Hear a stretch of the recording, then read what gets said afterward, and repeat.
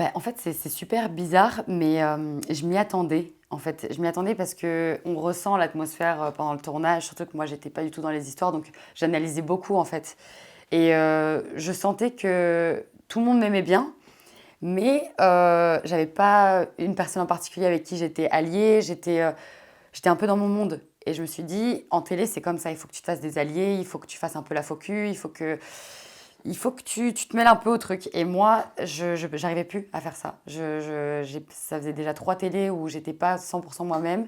Et je me suis dit, cette télé-là, je vais faire exactement ce que j'ai envie de faire. Et si je partirais plus tôt, bah tant pis. Alors Ilona te dit à toi qu'il n'y a pas de raison valable pour ton élimination, mais par la suite elle explique, elle est gentille, c'est pas ma meilleure amie, mais je la déteste pas. À côté de ça, elle pourrit l'aventure d'Anto, donc je serais plus pour éliminer Kéline. T'éliminer pour le bien d'Anthony Alcaraz, qu'est-ce que ça signifie?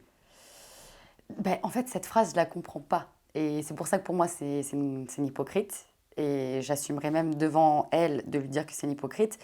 Parce que tout le monde est au courant qu'Anthony et moi, on s'est réconciliés à un moment donné dans le tournage. Tout le monde a vu que c'est Anthony qui vient me chercher à chaque fois, qui me lance des piques, qui me parle mal, qui me descend très clairement. Euh, et, euh, et en plus de ça, ce qui est complètement illogique, c'est que si vraiment je lui pourrais son aventure, pourquoi il me choisit dans la dernière éval de Job? Tu prends pas une fille que tu détestes, genre dans ton éval de Job, c'est super bizarre. Donc pour moi, c'est pas du tout crédible, c'est infondé, c'est pas vrai. Bon, moi je m'en fiche, moi je suis très cool et je sais très bien ce que c'est d'être en couple et d'avoir des problèmes de couple. Moi je juge pas leur relation, je sais pourquoi ils se sont séparés, je sais pourquoi tout ça, mais ça les regarde. Mais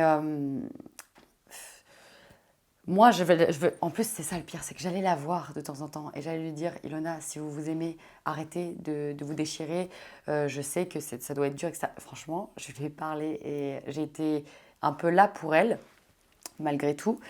Mais Elle est très commentée, la situation dont tu parles entre Ilona et mm, Julien Bert sur les réseaux ouais. sociaux. J'ai l'impression que, je vais le dire clairement, hein, c'est ce qu'on peut lire sur Twitter, que ça gonfle les téléspectateurs d'assister à des scènes de ménage sans jamais avoir d'explication. Mm. J'ai la sensation que pour eux, c'est frustrant. C'est ce que je ressens quand je vais sur Twitter. Bah, en fait, le plus frustrant pour nous, quand on était sur le tournage, c'est qu'on assistait en direct à un couple qui se dispute, qui se hurle dessus, qui se déchire et qui donne aucune raison à leurs problèmes. C'est tu m'as fait ça, enfin, tu m'as fait du mal, tu m'as fait du mal, mais qu'est-ce qu'ils t'ont fait? Tu vois, qu'est-ce que vous êtes fait tous les deux? Et on ne savait pas, ou alors on ne pouvait pas le dire en face cam parce qu'ils ne voulaient pas le dire.